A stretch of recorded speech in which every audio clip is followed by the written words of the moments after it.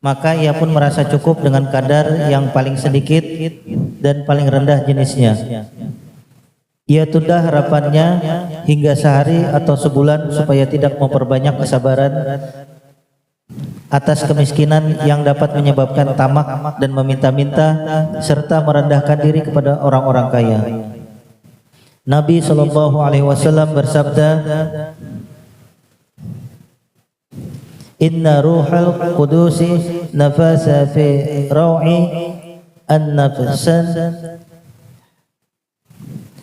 lan tamuta hatta tastakmila rizqaha fattaqullaha wa ajmilu fit talabi. Artinya, sesungguhnya Roh Kudus membisikkan dalam hatiku bahwa jiwa tidak akan mati hingga dipenuhi rezekinya. Maka takutlah kepada Allah dan mintalah dengan baik. Abu Hurairah berkata bahwa suatu hari Rasulullah SAW bersabda, Hai Abu Hurairah, apabila engkau merasa sangat lapar, maka makanlah sepotong roti serta segelas air, dan biarlah dunia hancur.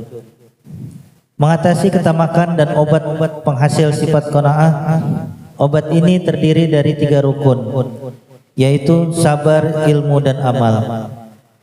Pertama adalah amal, yaitu berhemat dalam penghidupan dan bersikap sederhana dalam pembelanjaan. Maka siapa yang ingin mulia dengan sifat qanaah, hendaklah ia menyedikitkan pengeluaran dan nafkah. Dalam khabar disebutkan bahwa pengaturan itu separuh penghidupan. Kedua, pendek angan-angan supaya tidak goyah karena kebutuhan dalam keadaan kedua. Ketiga, dengan memahami bahwa dalam qanaah terdapat kemuliaan dan kebebasan dari minta-minta dan perasaan akan hinanya ketamakan. Dengan itulah ia bisa selamat. Bismillah, alhamdulillah, wassallallahu wassalamu ala sayyidina Rasulillah Muhammad bin Abdullah wa ala alihi wa sahbihi wa man wala. Usikum wa nafsi bi taqwallahi wa ta'atihi. Allahumma salli wa sallim ala sayyidina Muhammadin abdika wa rasulika nabiyil ummi wa ala alihi wa sahbihi wa sallim taslima wa ba'd. Puji syukur kita haturkan kehadirat Allah Subhanahu wa taala yang memberikan anugerah senantiasa kepada kita nikmat sehat afiat, serta Allah pertemukan kembali kita pada kajian rutinan Lailatul Sabat, pembacaan daripada Kutubus Salaf, dan melanjutkan daripada kajian Mukhtasar Ihya Ulumuddin lil Imam Abu Muhammad Al-Ghazali At-Tusi alaihi rahmatullah. Masih di dalam penjelasan bab kejelekan cinta harta dan sifat kikir. Beliau di sini mengatakan fasal tentang kejelekan sifat tamak dan kebaikan sifat qanaah. Seperti yang sudah kita lalui, bahwasannya harta bisa jadi dia di sisi Allah baik, tapi di sisi lain juga menjadi tidak baik. Harta yang baik di sisi Allah, harta yang terpuji di sisi Allah adalah bagaimana orang tersebut cara mendapatkannya dan kemana dia mentasarrufkannya. Jika mengikuti daripada sebab, kita ketahui dari itu pula memberitahukan kepada kita kemuliaan harta itu manakala seseorang di dalam menggapainya, mendapatkannya, berusaha atau mencari nafkah dan bekerja sesuai dengan tuntunan hukum Allah. Kalau cara mendapatkan harta itu baik, seperti yang dikatakan Al-Imam Al-Habsyi, Ali pernah mengatakan, orang yang berusaha dengan cara yang halal mencari rezeki dengan cara yang halal, sebab yang dia gunakan untuk mendapatkan rezeki dari Allah itu dengan cara yang baik, maka harta yang akan dia keluarkan pun ke tempat yang baik. Sebaliknya, siapa orang yang mencari harta dengan cara yang tidak dibetulkan, artinya dia tidak mengikuti daripada tuntunan agama, mengambil harta hak orang lain, atau dengan cara berbohong, atau dengan cara mencuri, korupsi dan lain sebagainya, maka dia pun akan mentasarrufkan, mengeluarkan harta tersebut ke tempat yang tidak baik. Ya, camkan itu. Jadi sebab di dalam mencari harta itu menjadikan orang tersebut di dalam kepemilikan harta yang ada pada dirinya dia mulia di sisi Allah, atau sebaliknya naudzubillah dia celaka atau binasa. Ya, sebabnya bagaimana? Carilah harta dengan cara yang baik, carilah rizki Allah dengan cara yang baik, jangan sampai harta tersebut menjadikan si pemiliknya hina di mata Allah, jelek di mata Allah, ya. Melainkan harta tersebut menjadikan si pemiliknya mulia di mata Allah, terpuji di mata Allah.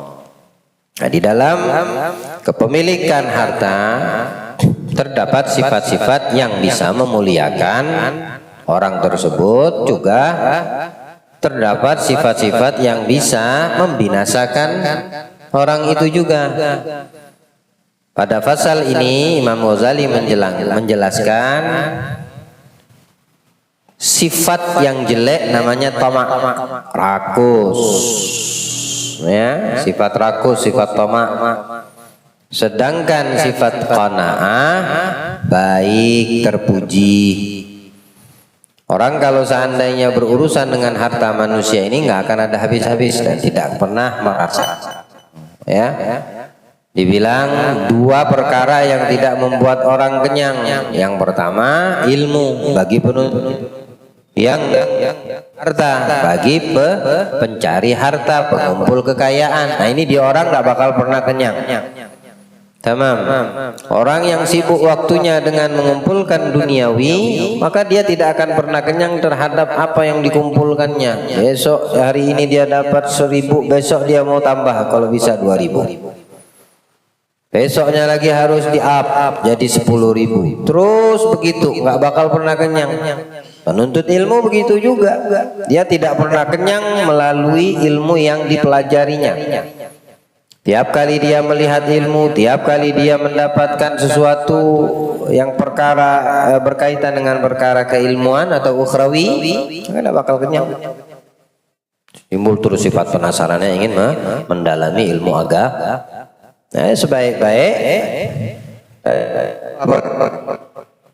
kedua. Kalau mau tamak, ya tamaknya dari sisi ukhrawi itu lebih baik, lebih afdal. Tamaklah dengan ilmu. Di mana ada ilmu, datangi tempat tersebut. Ya, galilah ilmu agama, karena itu akan memuliakan orang tersebut. Ya, si pencari ilmu tersebut.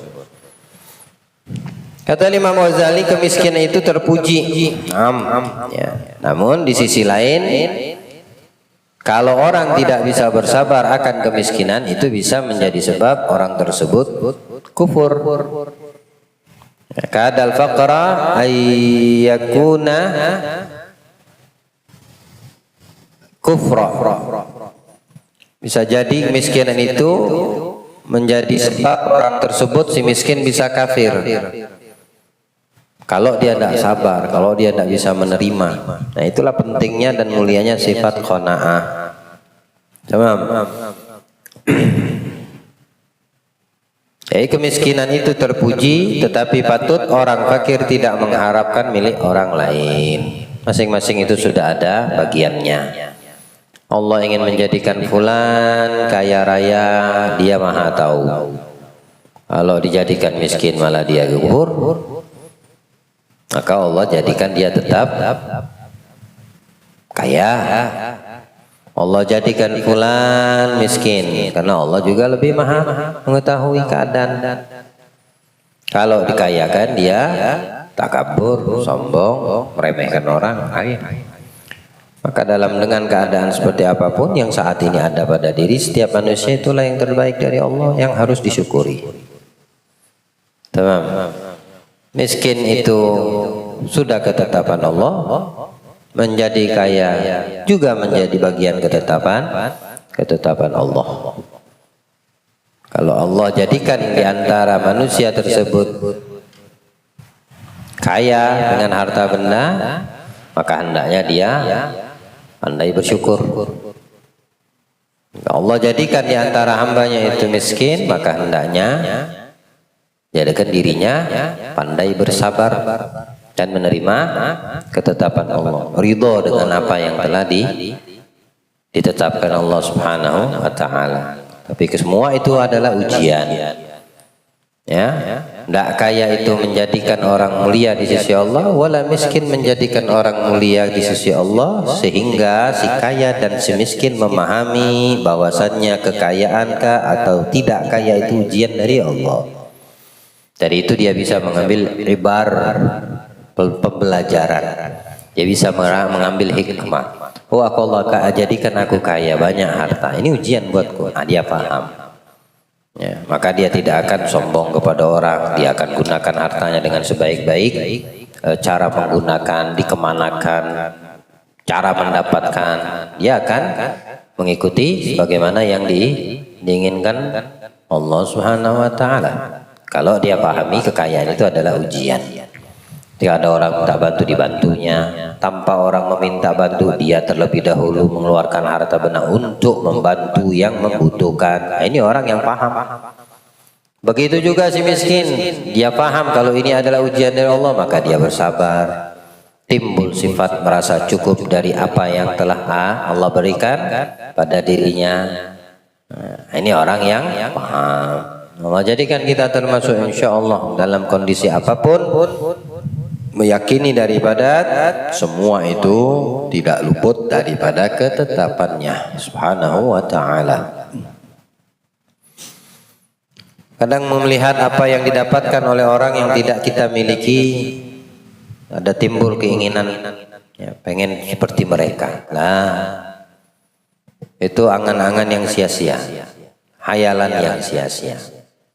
Itu orang yang tidak memahami bahwasannya yang terbaik untuk dirinya saat itu adalah ya bagaimana keadaannya yang dia dapatkan saat itu.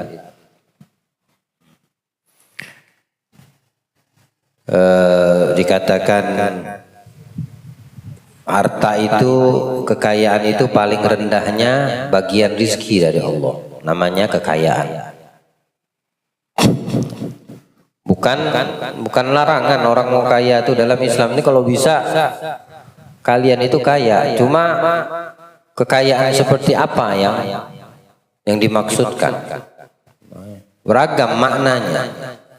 Kalau kita memahami cuma dari satu sudut pandang kaya itu dengan banyaknya harta atau berlimpah, wah dangkal betul kita punya cara berpikir. Padahal dijelaskan bahwasanya kekayaan sesungguhnya adalah bagaimana hatinya yang kaya, walaupun duitnya nggak ada, harta nggak ada. Al-ghina ghinaun nafs. Dia punya hati tetap tenang, sakin,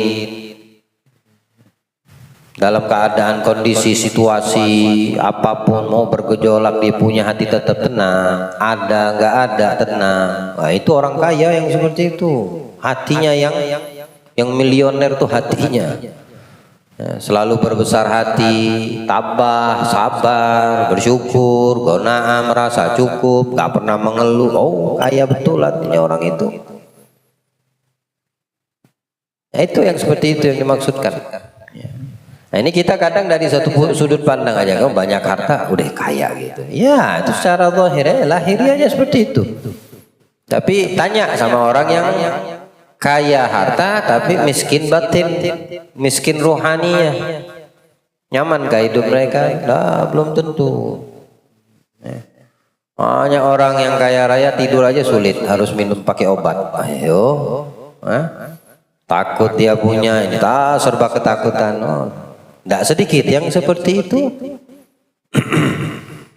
Khawatir hartanya hilang, dicuri, dirampok, diambil, korupsi, dibawa lari, macam-macam dia. Tidak tenang bahaya, hatinya tidak nyaman.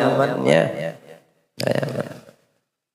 Tapi kalau sudah kayanya hati, sudah ada lain perkaranya. Ada tidak ada samalah seperti itu. Itu betul-betul kaya itu orang sudah. Dia kaya, tapi kaya hatinya lebih kaya daripada materinya. Ketika materinya diambil sama yang memberi, tapi tetap dijaga sama Allah kekayaan hatinya, nyaman saja tuh orang, hatinya kaya. Walaupun materinya hilang, tapi kekayaan yang hakiki tidak hilang. Nah itu nyaman dia punya hati. Tapi orang yang miskin hatinya, walaupun materinya berlimpah, ketika Allah ambil itu materinya, dalam keadaan miskin hatinya, fakir hatinya, fakir jiwanya. Gimana coba kan? Ada yang mau bunuh diri, gantung diri, minum racun, masuk rumah sakit jiwa, ini buruk sangka, ini nyalahkan itu. Hanya miskin, fakir dia punya hati. Diambil materinya sama Allah. Beda dengan gambar yang pertama. Kaya dia punya hati jiwanya. Walaupun materinya diambil sama yang memberikan atau yang menitipkan, karena kekayaan hatinya membuat dia tetap dia tenang. Gak ada tidak. Tapi bolehkah kita menjadi kaya? Oh silakan. Jangan sampai kekayaanmu menjadi kamu terfitnah. Selama itu tidak ada pada diri orang yang kaya, maka kamu telah mendapatkan nikmat dan anugerah. Ya Allah, bagaimana cara untuk menggunakan alat tersebut, harta benda, kekayaan tersebut. Wabtaghi fima atakallah wa la tansa darul akhirah wa la tansa nasibaka minad dunya. Bilang Allah kan seperti itu dalam Al-Quran. Ya bagaimana Allah kasih contoh kepada Qarun tuh kaya betul.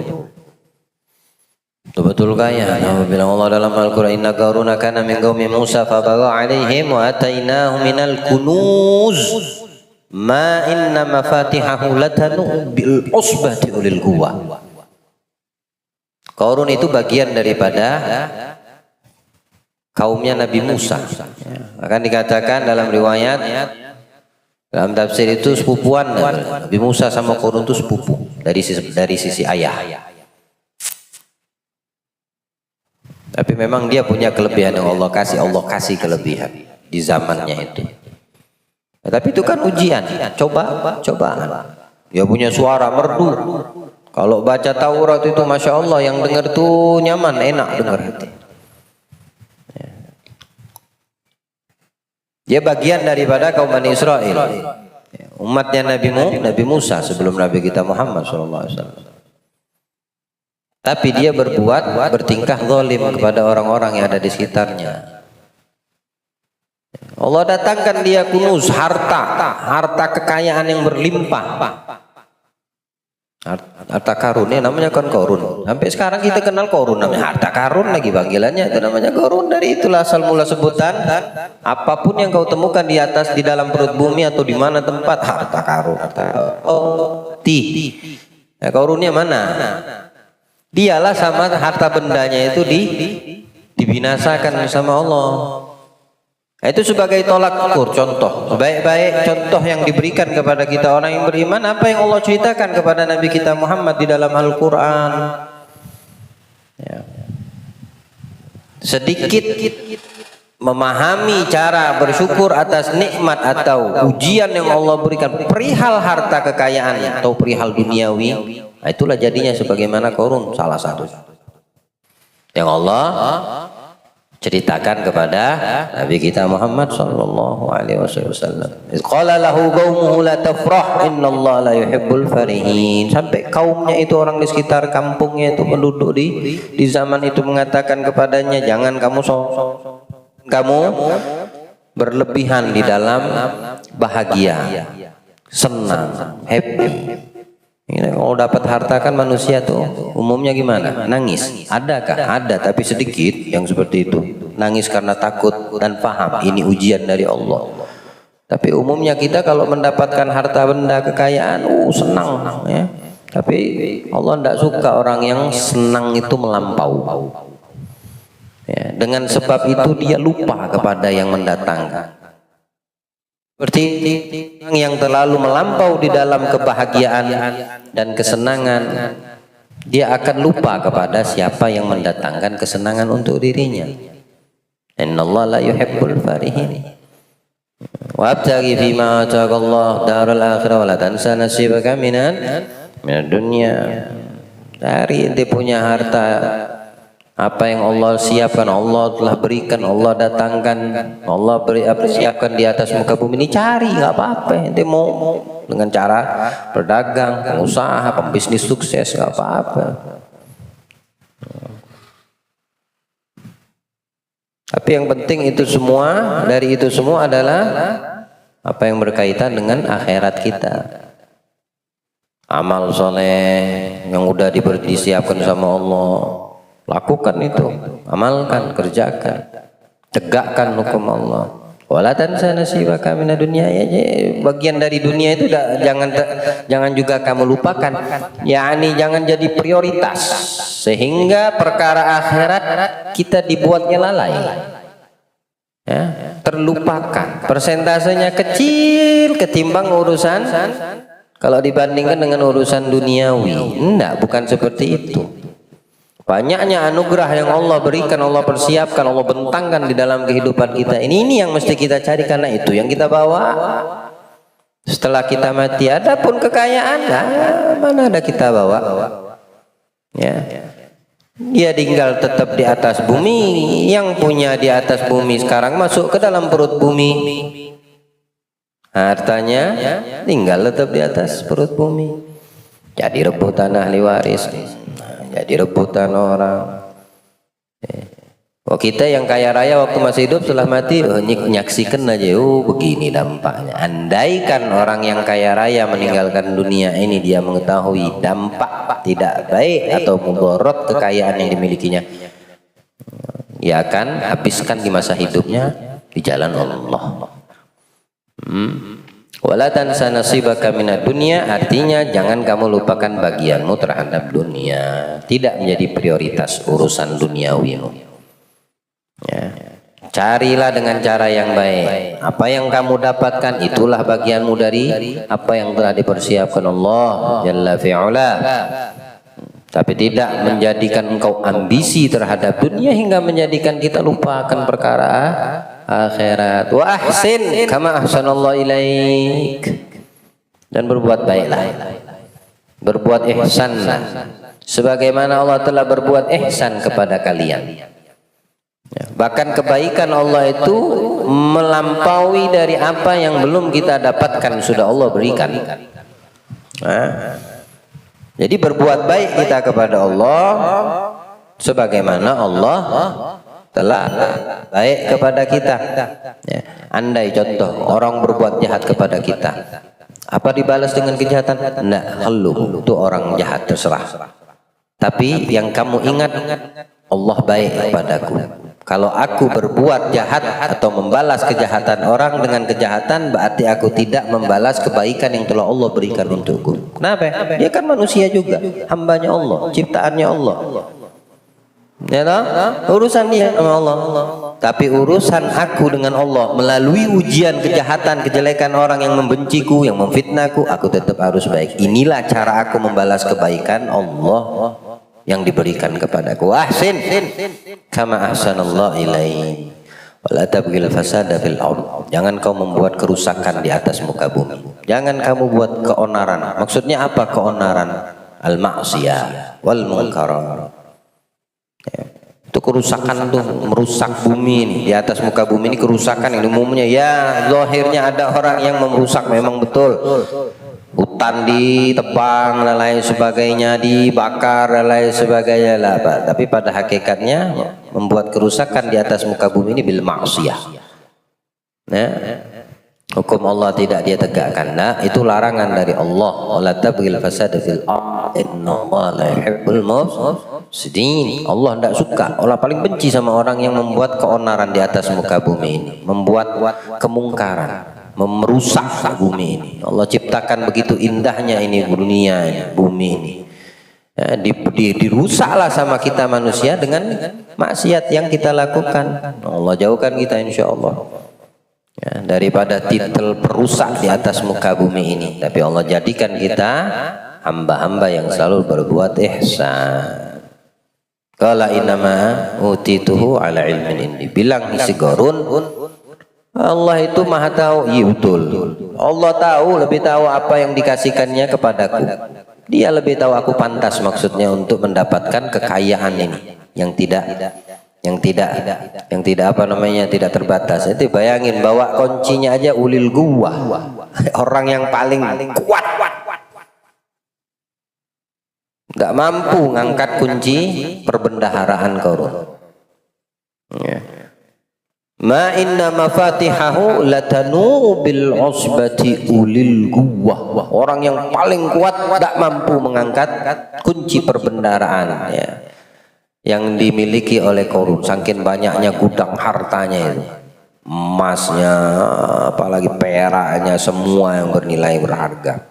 Orang yang paling kuat aja di zaman itu nggak mampu. Maksudnya beban di sini ada yang mengatakan memang kuncinya gede, ada yang mengatakan beban amanat tanggung jawab menjaga gudang kekayaan si Qarun berat.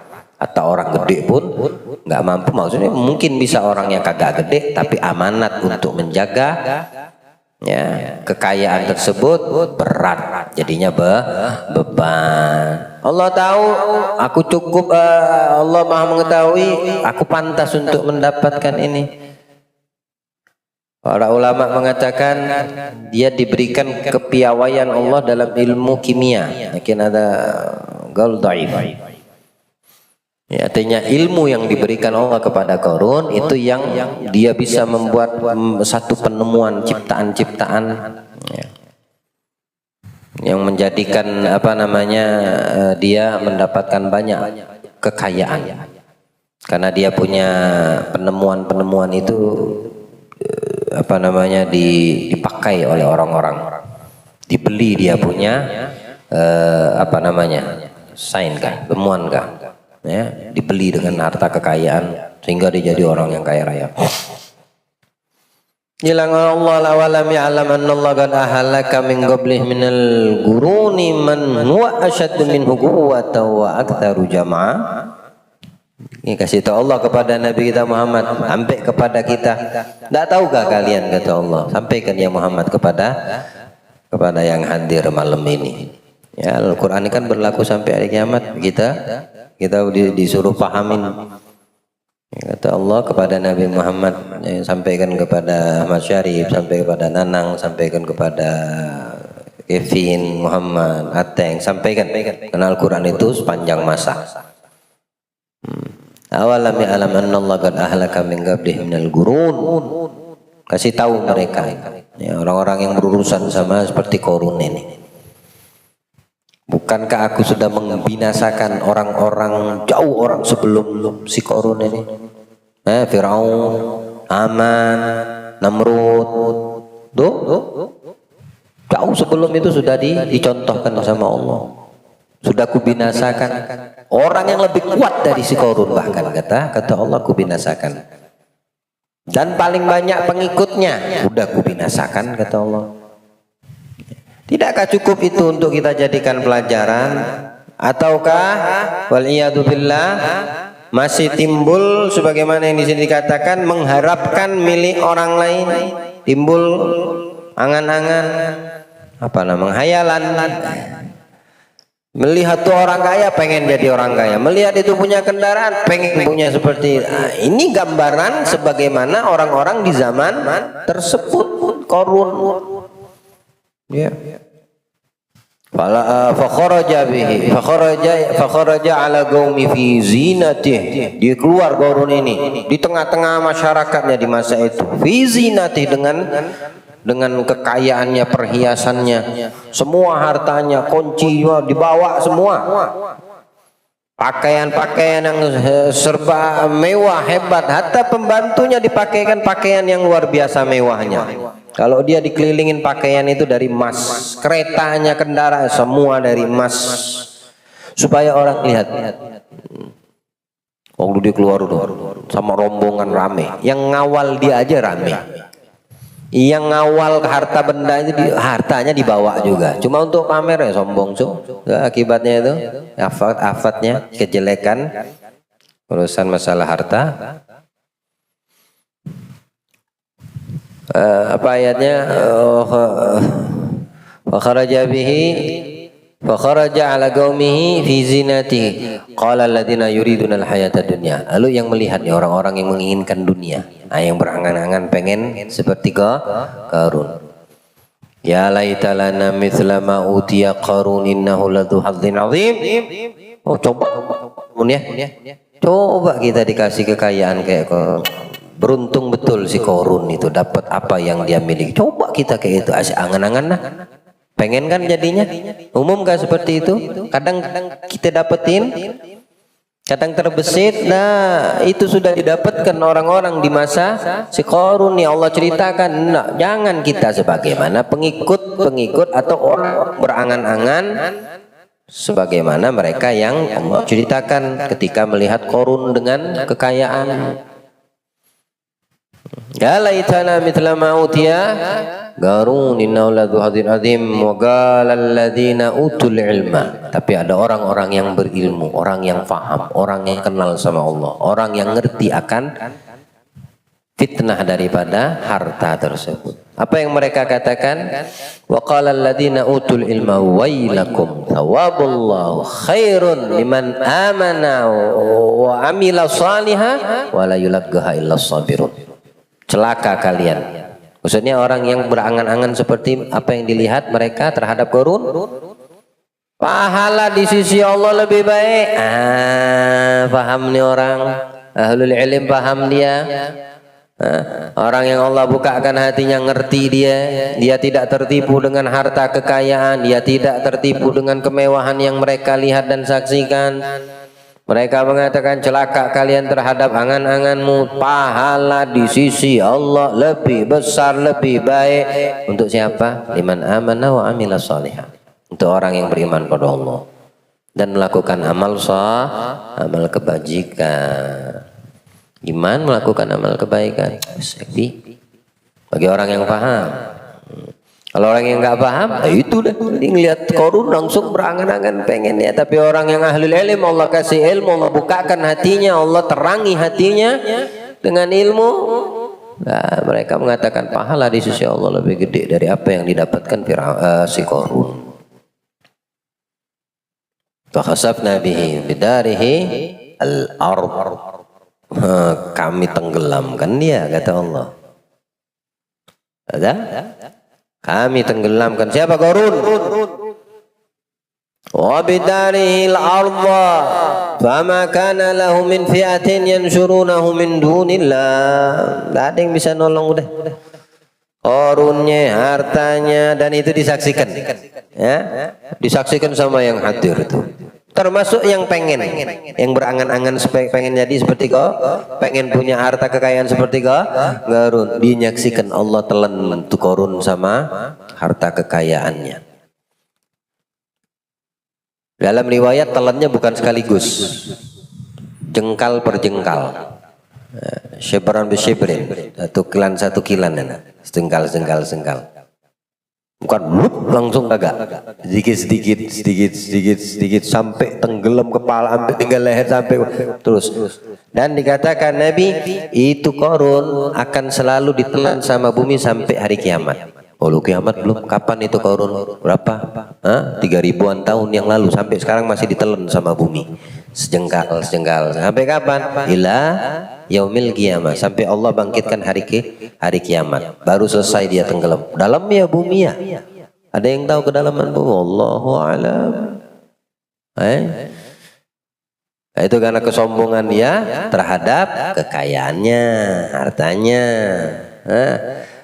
Itu kisah Allah berikan dalam Al-Quran kepada Nabi Muhammad untuk menguatkan daripada iman Nabi kita Muhammad, keyakinan Nabi kita Muhammad. Maka termasuk kita insya Allah mudah-mudahan jadi iman kita lebih kuat dan lebih bijak kita di dalam menyikapi ujian yang berbentuk duniawi, namanya harta, duit, perhiasan, kedudukan, jabatan. Mudah-mudahan bijak. Kalau kagak bijak, itu contohnya sudah Allah berikan dalam Al-Quran. Ya. Oh, itu kan zaman Firaun Allah ceritakan. Di zaman Bani Israel, ya, tidak disebutkan dalam Al-Quran, tapi Nabi SAW menceritakan.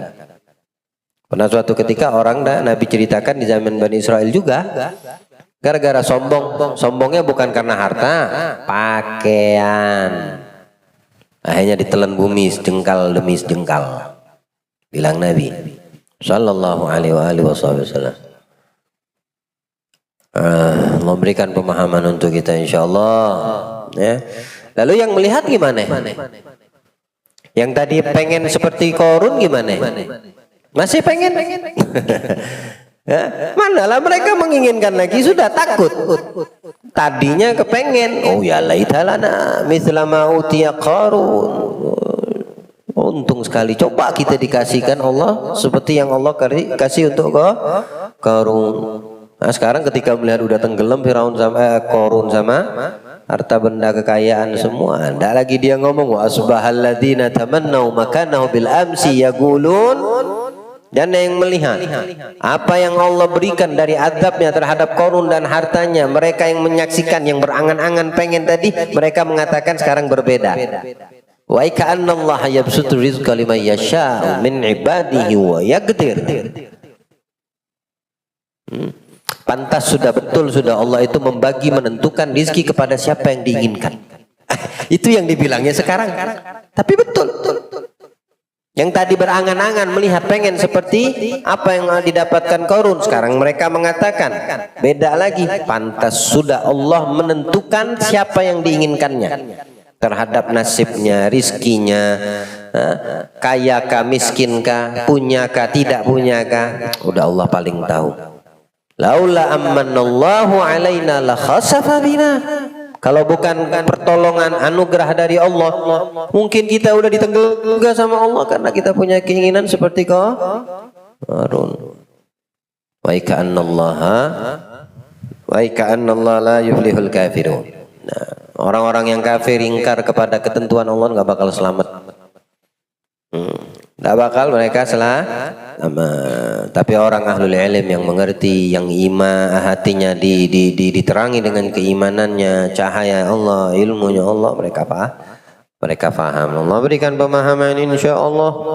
Allah muliakan kita insyaallah dengan ketetapan yang baik dari Allah. Ya, andaikan Allah berikan kita satu ketetapan menjadi orang yang kaya, Allah jadikan kita bijak terhadap kekayaan tersebut.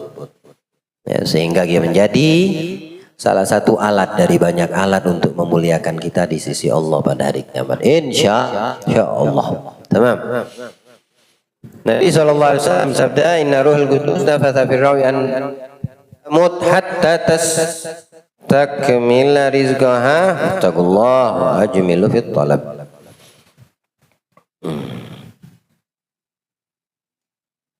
Setiap rizki itu sudah ditentukan. Orang tidak akan mati kecuali dia punya rizki sudah disempurnakan sama Allah. Ya, sudah didatangkan, diberikan sama Allah, baru diambil nyawanya.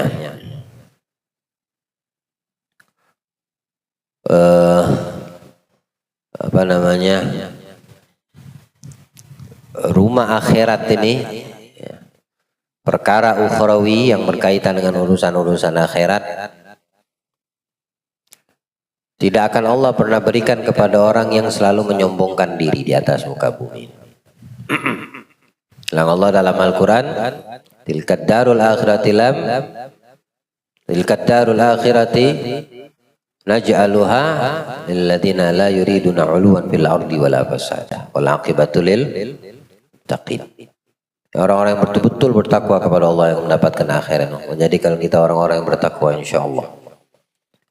Tapi selagi ada kesombongan di dalam benak, di dalam diri kita, rasa ingin tinggi, merendahkan orang lain, bakal Allah berikan akhirat. Yang namanya akhirat itu hanya diberikan kepada orang-orang yang selalu merendah, orang yang selalu tahu, paham, hati tawadhu, yang selalu tidak menginginkan dunia. dan betul-betul di dalam menjaga ketakwaannya kepada Allah. Wal aqibatu lil muttaqin. Man jaa bil hasanati falahu khairum minha. Siapa orang yang datang kepada Allah dengan banyak melakukan perbuatan baik, maka dia akan mendapatkan balasan baik lebih baik lagi dari amal baik yang dilakukan. Pahalanya lebih banyak dari satu pahala kebaikan yang dilakukan. Dibalas sama Allah berlipat. Man jaa bis sayyiati fala yuzal ladzina amilu sayyiati illa ma kanu ya'malun.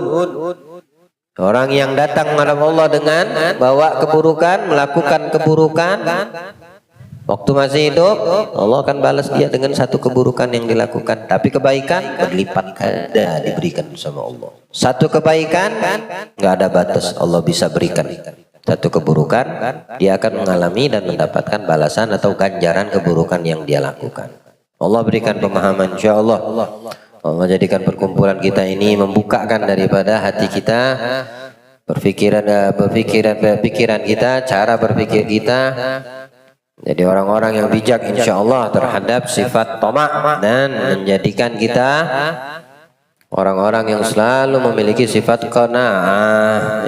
Qalilun khairum min katsirin la tutiq. Sedikit tapi kamu bersyukur lebih baik daripada banyak kamu tidak mampu. Sedikit tapi bersyukur lebih bagus, lebih baik daripada kita dikasih banyak namun kita gak mampu. Allah berikan pemahaman, Allah bukakan pemahaman insya Allah.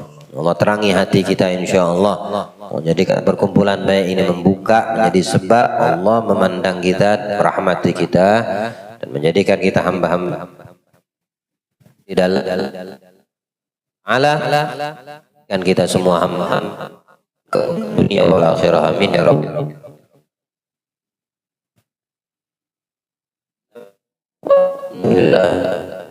alamin. Ya Rabbu ya Karimu ya Hayyu ya Qayyumu ya Man bina rahimu wa fadluhu amimu ya Sami'ad du'ai ورفيع السماء يا ذا العطاء الهدان والجود والإحسان